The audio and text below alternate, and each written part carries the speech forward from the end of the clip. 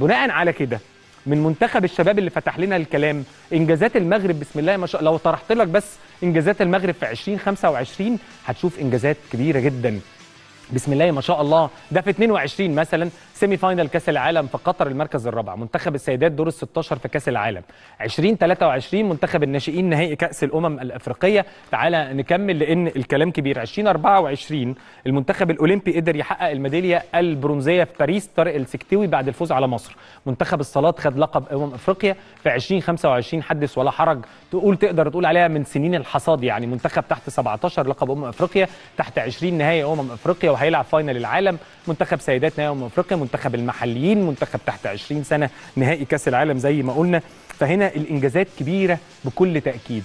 انا ليه ببدا بالمغرب؟ لان النجاحات كبيره جدا والكلام كبير جدا على المنتخب المغربي، وهم زينا، هم جنبنا. الحاجه الوحيده اللي تفرق لنا عن المغرب اللغه، لان هو عنده اكسس كبيره جدا على اوروبا بحكم الجغرافيا، وهو عنده قدره على الاندماج في اي مجتمع عشان خاطر اللغه. ممكن دي ما تكونش عندنا، وممكن تكون عطلت كتير قوي قوي قوي لعيبه مصريين لما سافروا بره.